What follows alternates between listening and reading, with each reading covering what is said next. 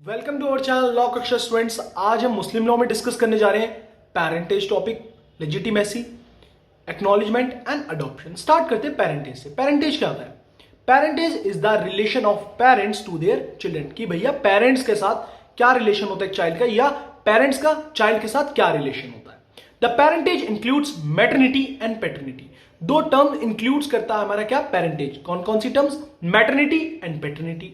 अब the question is arises, maternity का मतलब क्या होता है, पैटर्निटी का मतलब क्या होता है? देखिए, maternity is the legal relationship between the mother and the child. Mother और चाइल्ड के बीच में क्या लीगल रिलेशनशिप है, उसे हम क्या कहेंगे, मैटरनिटी कहेंगे। पैटर्निटी क्या है? Is the legal relationship between the father and the child. कि चाइल्ड और फादर के बीच में क्या लीगल रिलेशनशिप है, उसे हम क्या कहेंगे, पैटर्निटी कहेंगे। Clear? Importance this legal relation lies in the fact that it involves certain rights and obligation in the respect of maintenance, guardianship and inheritance। अब हम ये क्यों पढ़ रहे हैं पेरेंटेज, इसकी क्या इंपॉर्टेंस है? क्योंकि देखिए, ये हमारे जो पेरेंटेज है, एक हमारा लीगल रिलेशनशिप है किसके बीच में भैया, पेरेंट्स के बीच में और चाइल्ड के बीच में। उससे क्या कुछ राइट्स एंड ऑब्लिगेशन क्या होते हैं, अराइज होते हैं। किस मैनर्स में? Like in the respect of the maintenance, guardianship, inheritance, like that. Clear? How maternity is establish in Muslim law. अब मैटरनिटी कैसे स्टैब्लिश होती है मुस्लिम लॉ में? मैटरनिटी क्या था? Legal relationship between the mother and the child. Mother का और child का लीगल रिलेशनशिप को हम क्या कहते हैं, मैटरनिटी कहते हैं। तो मैटरनिटी कैसे स्टैब्लिश होगी किसमें, मुस्लिम लॉ में, वो डिस्कस करते हैं। अगर हम बात करते हैं सुन्नी लॉ की, under Sunni law the maternity of a child is establish in the women who gives the birth to the child irrespective whether the birth was the result of a valid marriage or adultery, Muslim terminology में जीना। देखिए, हमारी जो maternity है, अगर हम Sunni law के बारे में बात करते हैं तो सुन्नी लॉ में कैसे स्टैब्लिश होती है हमारी मैटरनिटी। भाई, जिस भी वुमेन ने बर्थ करा है, जो भी चाइल्ड, वो चाइल्ड जो बर्थ हुआ है वो किसका रिजल्ट हो, वैलिड मैरिज का रिजल्ट हो या अडल्टरी का रिजल्ट हो, उन दोनों के रिलेशनशिप को हम क्या कहेंगे, लीगल रिलेशनशिप को मैटरनिटी कहेंगे, और मैटरनिटी स्टैब्लिश हो जाएगी। क्लियर? एग्जाम्पल समझाता हूं। कोई भी वुमेन है, मुस्लिम वुमेन, उसने किसी बेबी का क्या करा, बॉर्न करा, यानी कि बर्थ दिया किसी भी एक बेबी को। अब जो वो वुमेन थी, उसकी वैलिड मैरिज से वो बच्चा हुआ हो या अडल्ट्री से बच्चा हुआ हो, वो बच्चे के साथ उस मदर का रिलेशन क्या कहलाएगा, मैटरनिटी कहलाएगा। और मैटरनिटी स्टैब्लिश हो जाएगी मुस्लिम लॉ में, किसमें, सुन्नी लॉ में। Clear? Come to the next slide. बात करते हैं शिया लॉ के। Only birth is not sufficient to establish maternity, यानी कि सिर्फ बच्चे का जन्म लेना ही मैटरनिटी को स्टैब्लिश नहीं करता। It has to be also prove that the birth was the result of the lawful marriage. यानी कि अगर कोई बेबी बोर्न हुआ है, मुस्लिम वुमेन ने कोई बेबी को जन्म दिया है, तो वो बेबी कैसे होना चाहिए, लॉफुल मैरिज के थ्रू होना चाहिए। यानी कि एक मुस्लिम वुमेन और मुस्लिम मेल की लॉफुल मैरिज होगी, जो बेबी होगा उसके साथ शिया लॉ में क्या रिलेशन होगा, मदर के साथ मैटरनिटी का रिलेशन होगा। क्लियर? अगर आप थोड़ा सा कंपेयर करके बताता हूं और ज्यादा अच्छी तरीके से क्लैरिफाई हो जाएगा आपको। अगर हम बात करते हैं सुन्नी लॉ में, तो किसी भी मुस्लिम वुमेन ने बेबी का जन्म दिया तो मैटरनिटी स्टैब्लिश होगी, चाहे वो थ्रू जो बेबी बोर्न हुआ है वो वैलिड मैरिज के थ्रू हो या अडल्टरी के थ्रू हो। अगर हम बात करते हैं शिया लॉ में, तो शिया लॉ में मेनली क्या है, अगर उस मुस्लिम वुमेन की लॉफुल मैरिज से वो बेबी हुआ है बोर्न, तो ही मैटरनिटी स्टैब्लिश होगी, अदरवाइज मैटरनिटी स्टैब्लिश नहीं होगी। Clear?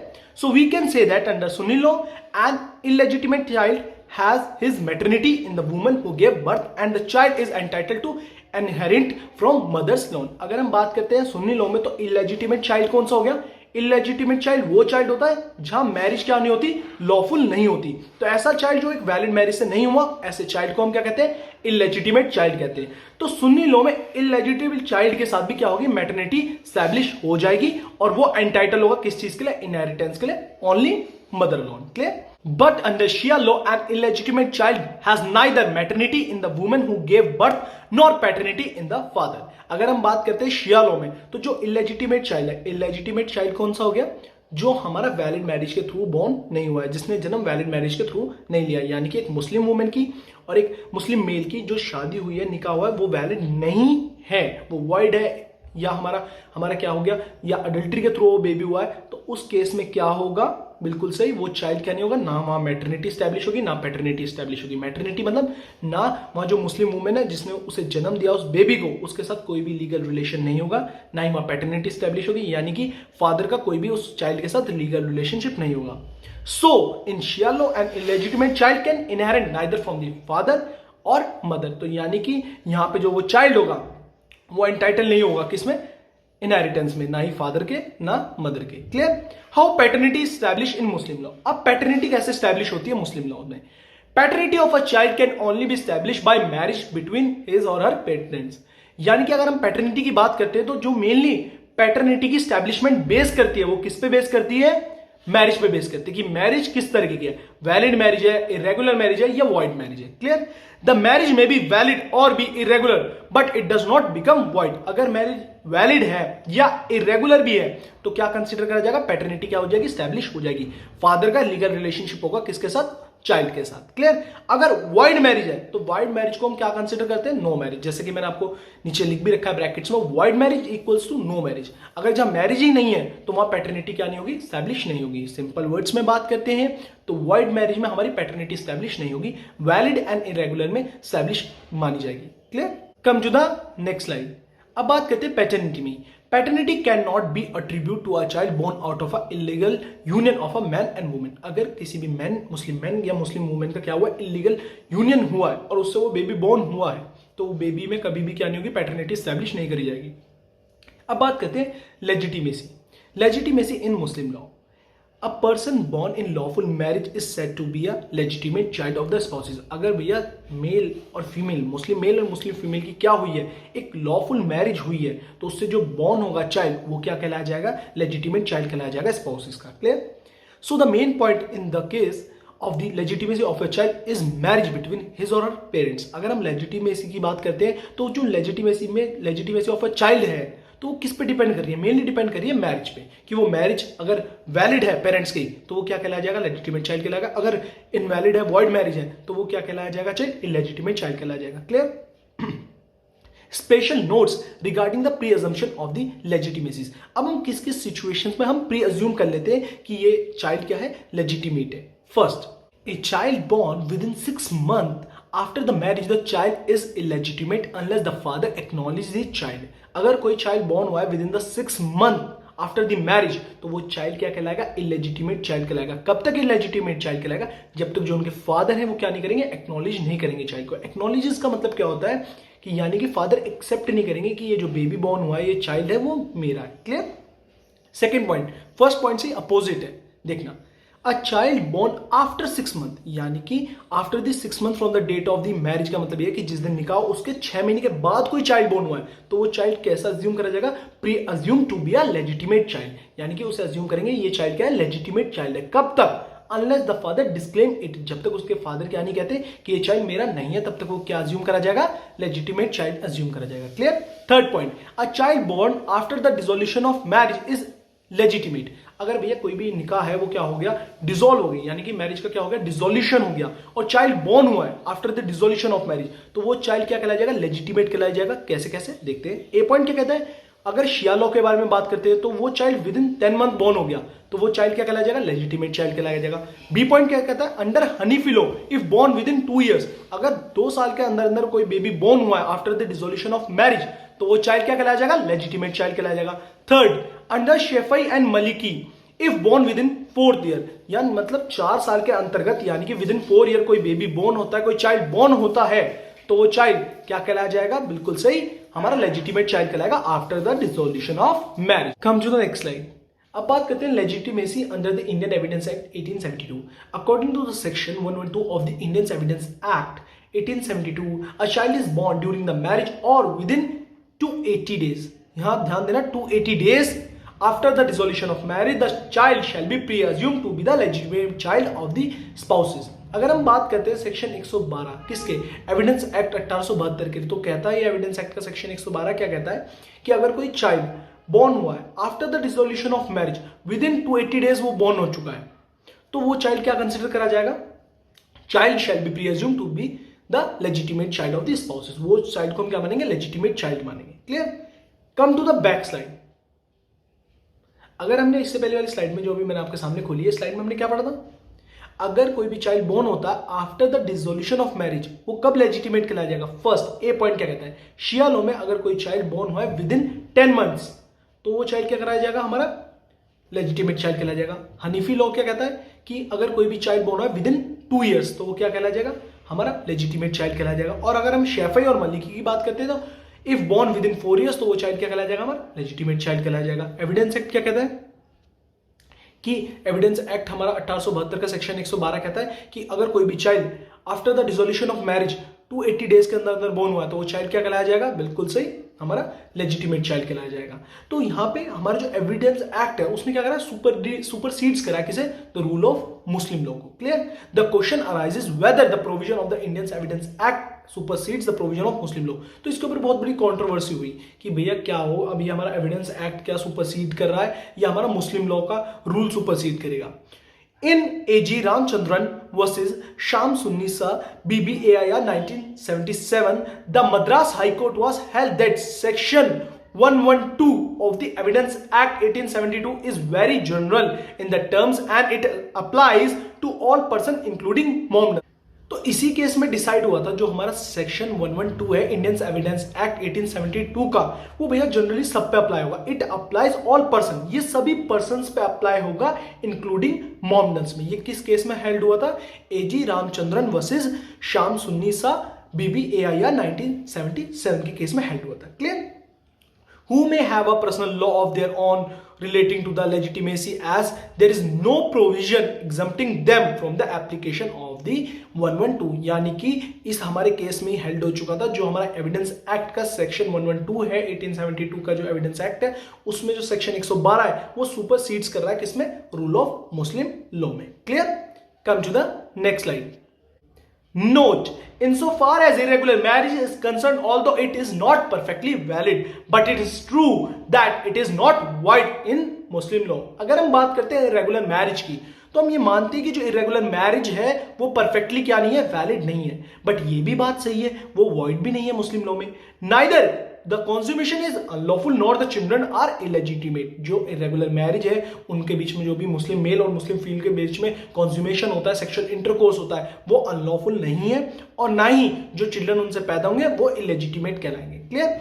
It is submitted therefore that the legitimacy of a child born out of an irregular marriage may be also governed by the provision of the Indian Evidence Act। जो भी भैया irregular marriage से जो भी baby born होंगे, child born होंगे, वो भी किससे गवर्न होंगे, by the provision of the Indian Evidence Act 1872। अब बात करते हैं नेक्स्ट टॉपिक पे हमारे एक्नॉलेजमेंट। एक्नॉलेजमेंट क्या होता है, जैसा कि मैंने पीछे की स्लाइड्स में भी आपको बताया था कि जब क्या करते हैं फादर एक्सेप्ट करते हैं कि हाँ ये चाइल्ड मेरा है, उसे हम क्या कहते हैं, एक्नॉलेजमेंट कहते हैं। यानी कि यहां पे क्या होनी चाहिए, पैटर्निटी को लेके क्या होनी चाहिए, अनसर्टेनिटी होनी चाहिए। Clear. Acknowledgement of paternity by a person means that he has accepted himself as father of a child. कि पर्सन क्या कर रहा है, एक्सेप्ट कर रहा है कि मैं इसका क्या हूं, फादर हूं, इस चाइल्ड का फादर कौन है, मैं हूं। क्लियर। तो यहां पे पैटर्निटी क्या थी, अनसर्टेनिटी। क्लियर। अब बात करते हैं कंडीशंस, क्या क्या कंडीशन होनी चाहिए एक वैलिड एक्नॉलेजमेंट की। ये क्वेश्चन जरूर आ जाता है 5 मार्क्स में, सीसीए स्टूडेंट ध्यान देना, ये क्वेश्चन जरूर आता है, कई बार पूछा जा चुका है, प्रीवियस ईयर के पेपर क्वेश्चन पेपर चेक कर लीजिए। और मेरी सारी वीडियोस में ना आपको इस तरीके से कंटेंट मिलेगा कि आपके सारे ही टॉपिक कवर होंगे और जो इंपॉर्टेंट टॉपिक्स है बकायदा आपको चीजें उनमें बिल्कुल मेंशन रहेगी, किस तरीके से आपको अटेम्प्ट करना है, किस तरीके से आगे आपको काम करना है। क्लियर। अब बात करते हैं condition of the valid acknowledgement. First, the acknowledger have intention of confirming the legitimacy. कि भैया जो एक्नॉलेजर है, एक्नॉलेजर मतलब जो पर्सन क्या करेगा, एक्सेप्ट करेगा कि इस चाइल्ड का फादर कौन हूं, मैं हूं। तो एक्नॉलेजर की क्या होनी चाहिए, इंटेंशन होनी चाहिए कि कंफर्म करने की कि हाँ इस चाइल्ड का क्या हूं, फादर कौन है, मैं हूं। Clear. First point. Second point कहता है the acknowledger must be at least 12.5 year older than the person. मतलब जिस पर्सन को आप एक्सेप्ट कर रहे हो कि मैं उसका फादर हूं, उस पर्सन से आप कितने साल बड़े होने चाहिए, जो फादर कितने साल बड़ा होना चाहिए, 12.5 साल। Clear. Come to the next slide.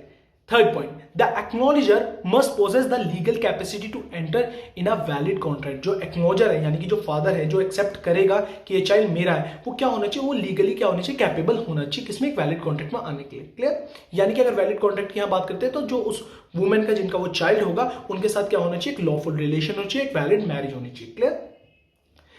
The child if adult must confirm in acknowledgement. अगर चाइल्ड क्या है, अडल्ट है, तो वो भी कंफर्म करेगा कि हाँ ये मेरे फादर है। Clear. Fifth point, it is essential to show that a lawful marriage is possible between the acknowledger and the child's mother and the child is not the fruit of the adulterous intercourse.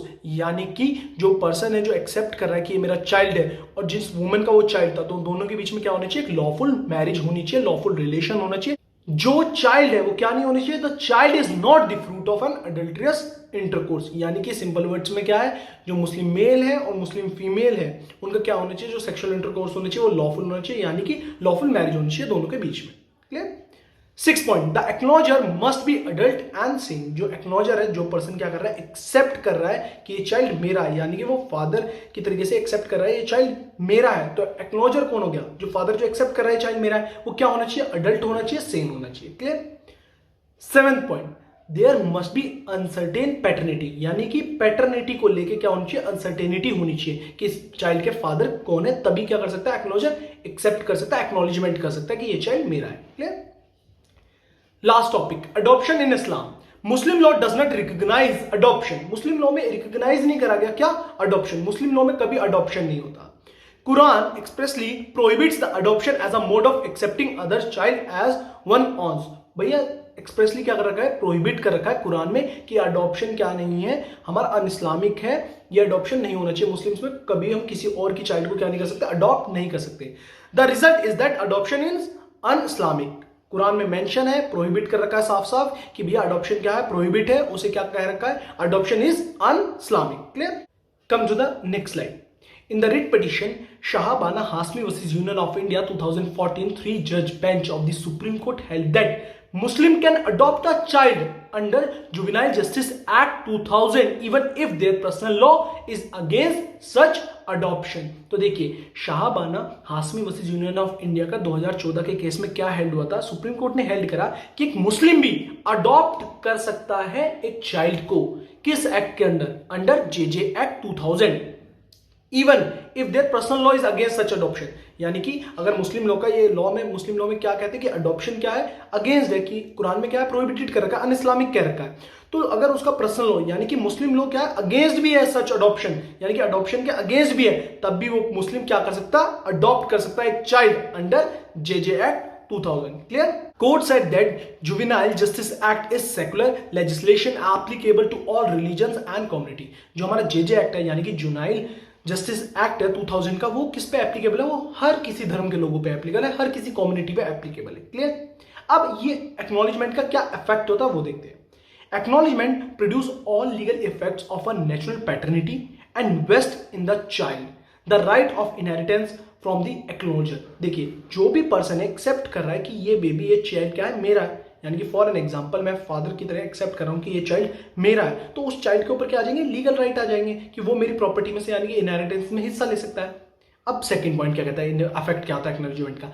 In the case of wife, हमने पहले child के case में पढ़ लिया, अगर उस child को हम क्या कर रहे हैं, एक्सेप्ट कर रहे हैं, मैंने एक्नॉलेजमेंट कर रहे हैं, कह रहे हैं कि चाइल्ड मेरा है, तो उस चाइल्ड पे क्या आ गया, इनहेरिटेंस के लिए वो एंटाइटल हो गया।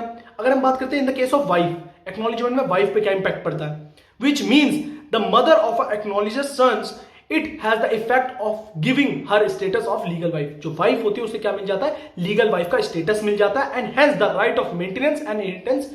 वो वाइफ जो होती है वो किस चीज के लिए एंटाइटल हो जाती है, उस पर किस चीज का राइट आ जाता है, मेंटेनेंस का और इनहेरिटेंस का। होपफुली ये चारों ही topic, paternity, legitimacy, acknowledgement and adoption, आपको क्लियर हो चुके हो। अगर कहीं भी मैंने थोड़ा जल्दी पढ़ा दिया या आपको कोई पॉइंट समझ नहीं आया तो विदाउट हेजिटेट आप मुझे मेरे इंस्टाग्राम अकाउंट शुभम_222 लिंक डिस्क्रिप्शन में है, डीएम कर सकते हैं। मैं पर्सनली आपको श्योर करता हूं कि आप जो भी पर्टिकुलर टॉपिक कहेंगे कि हमें ये टॉपिक समझ नहीं आ रहा, उस पर एक सेपरेट वीडियो बनाई जाएगी और अच्छी तरीके से एफर्ट्स डाल के कि आपको टॉपिक क्लियर हो। अदरवाइज थ्रू गूगल मीट आपको क्या करवा दिया जाएगा, लेक्चर कंडक्ट करवा दिया जाएगा आपके लिए कि वो टॉपिक आपको अच्छी तरीके से क्लियर हो जाए। अगर मेरे एफर्ट्स अच्छे लगते हैं, मेरा कंटेंट अच्छा लगता है, मेरा पढ़ाने का तरीका अच्छा लगता है, तो प्लीज ज्यादा से ज्यादा वीडियोस को लाइक करें, शेयर करें, subscribe my channel and also press bell icon for the new videos. And thank you so much जो सभी स्टूडेंट्स मुझे सपोर्ट कर रहे हैं, मेरी वीडियोस को लाइक कर रहे हैं, शेयर कर रहे हैं। Thank you so much guys, have a nice day.